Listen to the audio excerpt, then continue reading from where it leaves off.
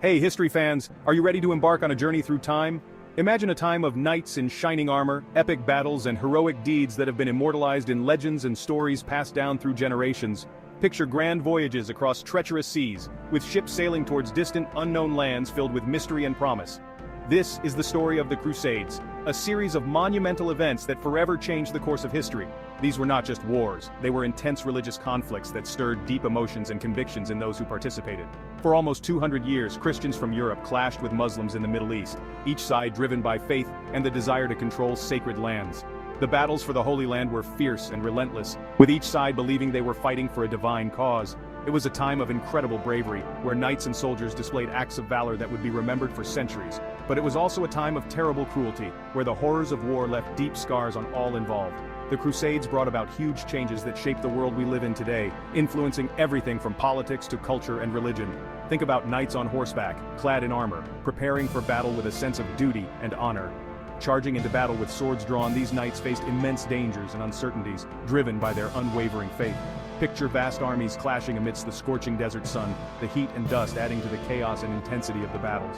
Imagine the clash of cultures, the exchange of ideas, and the blending of traditions that occurred as a result of these conflicts. The Crusades were not just about warfare, they were also about the meeting of different worlds. The enduring legacy of faith from this period continues to influence our world today, with religious symbols and artifacts serving as reminders of this tumultuous time.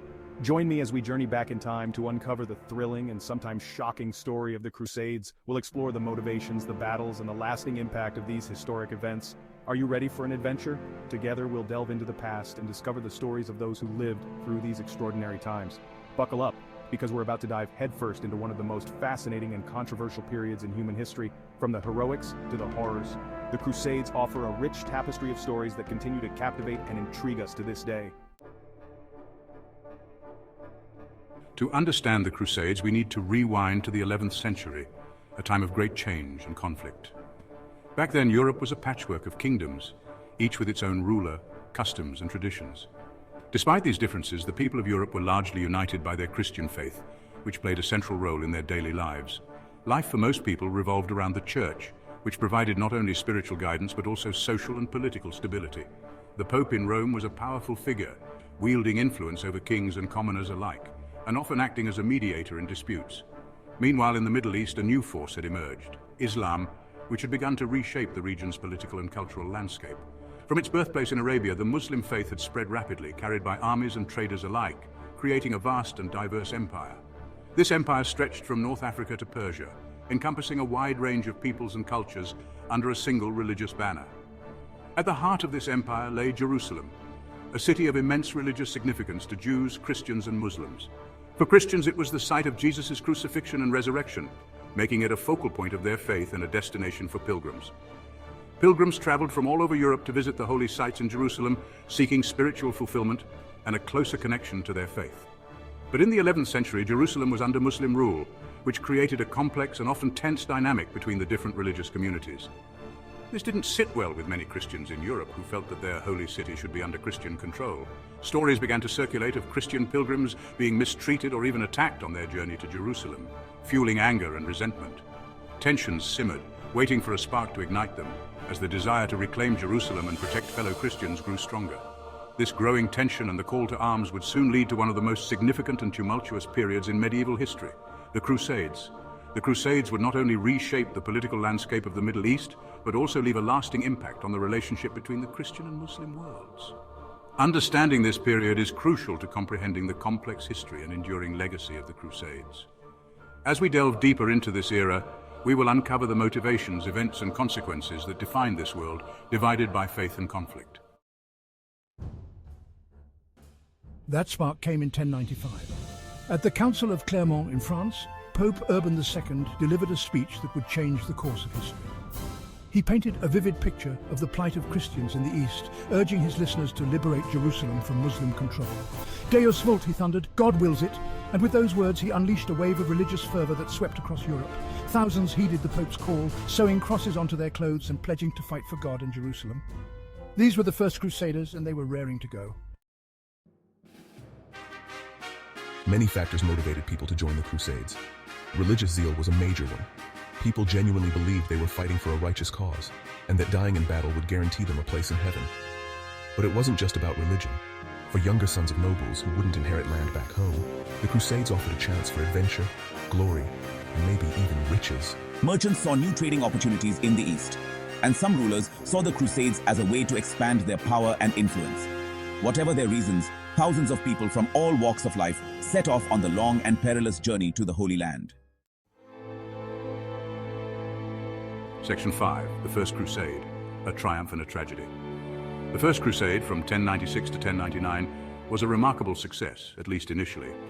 Despite having little military organization, the Crusaders, fueled by religious zeal, managed to capture Jerusalem in 1099. Their victory, however, was marred by a brutal massacre of the city's Muslim and Jewish inhabitants. The Crusaders established several Crusader states in the Holy Land, but their grip on power was precarious. They faced constant threats from Muslim forces seeking to reclaim their lost territory. The stage was set for centuries of conflict. Section 6, the Second Crusade, a costly failure. The Second Crusade from 1147 to 1149 was a different story altogether. Launched in response to the fall of the Crusader county of Edessa, this crusade ended in disaster. The Crusader armies, led by King Louis VII of France and Conrad III of Germany, were riven by disunity and poor leadership. Their defeat at the hands of the Seljuk Turks at the Battle of Mount Cadmus in 1148 effectively ended the crusade. The failure of the Second Crusade shocked Europe and highlighted the challenges of maintaining a Christian presence in the Holy Land. Section 7, Richard the Lionheart and the Third Crusade. Fast forward a few decades and we meet one of the most famous figures of the Crusades, Richard I of England, better known as Richard the Lionheart. Born in 1157, Richard was the third of 5 sons of King Henry II and Eleanor of Aquitaine. From a young age, he was noted for his bravery and military prowess, qualities that would define his reign and his legacy. Richard was a formidable warrior king, and he led the Third Crusade from 1189 to 1192 alongside Philip II of France and Holy Roman Emperor Frederick I, also known as Barbarossa. The Third Crusade was launched in response to the capture of Jerusalem by Saladin in 1187, a loss that shocked the Christian world and prompted calls for a new crusade to reclaim the Holy City. This crusade was sparked by the fall of Jerusalem to the Kurdish Muslim leader Saladin, a brilliant military strategist and a chivalrous opponent. Saladin's capture of Jerusalem was a turning point in the Crusades, demonstrating his tactical genius and the strength of his forces. His leadership and the respect he commanded from both his allies and enemies made him a legendary figure in the history of the Crusades. Despite some initial victories, including the capture of the port city of Acre, Richard faced numerous challenges. The Crusaders were plagued by logistical difficulties, disease, and internal conflicts. The harsh conditions and the long, grueling campaign took a toll on the morale and strength of Richard's forces. Richard was unable to retake Jerusalem. The city remained under Muslim control, and the Crusaders' hopes of reclaiming it were dashed. Despite his best efforts and his reputation as a great military leader, Richard's campaign ultimately fell short of its primary objective. However, he did manage to negotiate a truce with Saladin, securing access to Jerusalem for Christian pilgrims. This agreement allowed for safe passage of pilgrims to the Holy City, a significant achievement given the circumstances. Richard's ability to negotiate this truce demonstrated his diplomatic skills and his commitment to the Crusader cause, even in the face of adversity. Section 8, the Fourth Crusade, a disaster in Constantinople. The Fourth Crusade, which took place from 1202 to 1204, is perhaps the most notorious of all. Originally intended to target Egypt, the crusade was hijacked by Venetian merchants who persuaded the Crusaders to attack Constantinople, the capital of the Byzantine Empire. This Christian city, once a bastion of Eastern Christendom, was brutally sacked and plundered by the Crusaders. The event shocked the Christian world and further deepened the rift between the Catholic West and the Orthodox East. Section 9, New Ideas and New Trade. The Crusades weren't all about battles and bloodshed. They also had a profound impact on the exchange of ideas, goods and technologies between East and West. European merchants returned from the Crusades with new goods, spices, and luxury items from the East, stimulating trade and transforming European tastes. The Crusades also exposed Europeans to new ideas in science, mathematics, and philosophy from the Islamic world, which was far more advanced in these fields than Europe at the time. This transfer of knowledge contributed to the Renaissance, a period of great intellectual and artistic flourishing in Europe. Section 10, a legacy of conflict and cooperation. The Crusades ultimately failed to achieve their primary objective of maintaining long-term Christian control of the Holy Land. They did, however, leave an indelible mark on history, shaping the political, religious, and cultural landscape of Europe and the Middle East for centuries to come. The Crusades intensified religious tensions between Christians and Muslims, contributing to a legacy of mistrust and conflict that continues to this day. However, they also fostered cultural exchange and trade, shaping the world we live in. Section 11. The Crusades today. The Crusades remain a controversial and hotly debated topic. Some view them as a heroic defense of Christendom, while others see them as a brutal example of religious fanaticism and Western aggression. Historians continue to debate the motivations, consequences, and legacy of the Crusades. It's important to remember that the Crusades were a complex series of events with no easy answers.